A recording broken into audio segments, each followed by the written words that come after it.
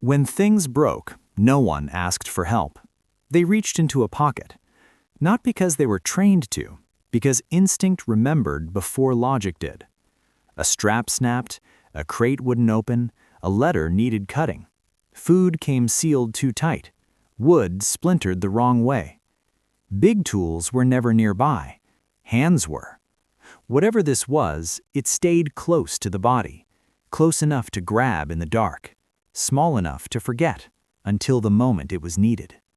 In camps, in kitchens, on ships, and in foxholes, it appeared without ceremony, quiet, unremarkable, always present. It didn't look like survival. It looked ordinary. That was the danger. Because when systems fail, it isn't the complex things that save you. It's the object you can use without thinking. Nobody wrote about it in letters home. Nobody posed with it in photographs. Yet, again and again, when something had to be fixed, opened, cut, or made usable, this was the first thing touched. It was never used for just one thing. That was the point. In places where space was limited and weight mattered, this small object quietly replaced an entire toolbox. Not by design, but by necessity. It cut rope. It opened crates. It trimmed wood, sliced food, scraped rust, cleaned wounds. When buttons snapped, it became a needle. When nails bent, it became a lever. When metal jammed, it became a solution.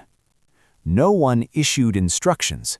People learned by watching, by borrowing, by trying once and remembering forever. The blade dulled, the handle wore smooth, the hinge loosened, and still it kept working. Because its real value wasn't sharpness, it was adaptability. In war, problems don't arrive labeled. You don't get the right tool for the right task. You get what's on you. This object thrived in that reality. It didn't demand precision. It forgave mistakes.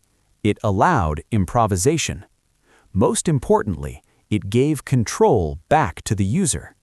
When systems failed and replacements didn't exist, the ability to fix something, anything, restored dignity. That mattered more than efficiency. It reminded people they weren't helpless. War removes choice. It dictates where you sleep, when you move, what you eat, and how long you wait. Over time, that erosion of control does more damage than fear itself.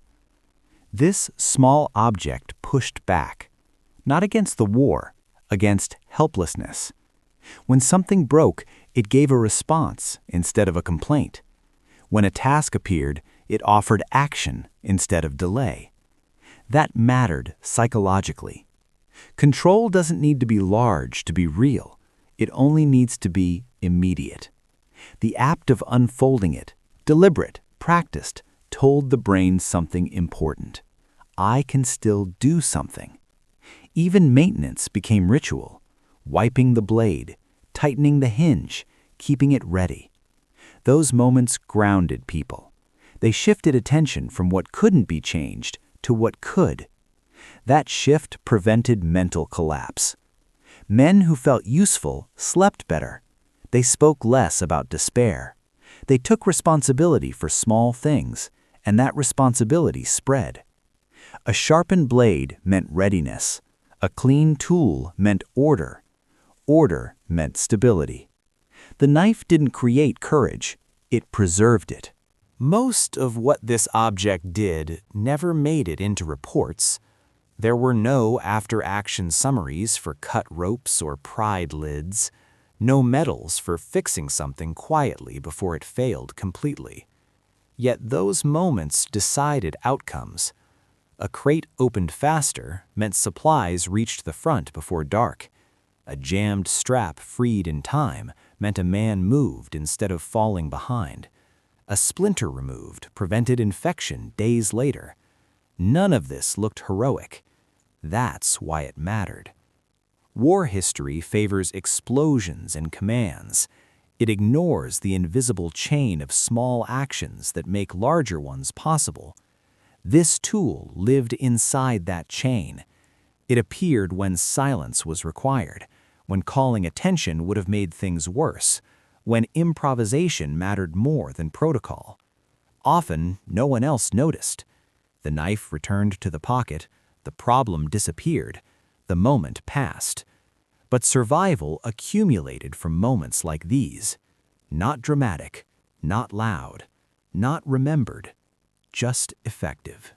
No two of these tools aged the same way. Blades took on different curves, handles darkened in uneven places, nicks appeared where no one remembered the cause. Over time, it stopped being equipment. It became personal. People recognized their own without looking. The weight felt right. The resistance of the hinge was familiar. The balance matched the hand that had used it hundreds of times. Some carved initials inside the handle. Others didn't need to. Wear was enough. Lending it felt wrong, not because it was valuable, but because it carried habits, movements, solutions learned under pressure. In environments where everything was issued, numbered, and replaceable, this object resisted that logic. It couldn't be swapped easily. A new one wouldn't work the same. It hadn't earned trust yet. That trust was built slowly, through repetition, through moments when it worked exactly as needed. When someone was lost, the knife often remained, passed on quietly, used again. Its story continued, not as a relic, but as a function. When the war ended, most equipment was turned in. Uniforms were folded, helmets stacked, rifles accounted for. This wasn't. It stayed in pockets, in drawers, in coat linings that crossed oceans. At home, it changed jobs. It fixed fences, opened letters, cut fruit for children who had never seen a blackout, sharpened pencils, cleaned fish. It looked ordinary again, but the hands using it weren't. Every movement carried memory, not dramatic, practical, the kind learned when mistakes had consequences. People didn't talk about it. They didn't need to. The object acted as a bridge between chaos and routine, between urgency and patience. In peacetime, it taught restraint. Not every problem required force. Sometimes it just needed care. Over years, it aged further, passed down, rediscovered. By then, its origin was often forgotten. Only the reliability remained. Modern life hides complexity behind convenience. Buttons replace skill. Systems promise solutions. When something breaks, we wait for updates, instructions, replacements. But when those systems pause, the old pressures return. Confusion, delay, helplessness. The lesson of this small tool isn't nostalgia, it's readiness. It asks a simple question. What can you do right now with what you have? Not what should exist, not what might arrive. What's already in your hand? The pocket knife worked because it respected human limits. It didn't demand precision infrastructure. It assumed failure and adapted to it. That's why it lasted. In disasters, power outages, and supply shortages, the same pattern appears. The people who cope best aren't the ones with the most equipment. They're the ones with tools they understand deeply, tools that invite action instead of waiting. The knife didn't solve problems. It kept problems from becoming crises. That difference still matters.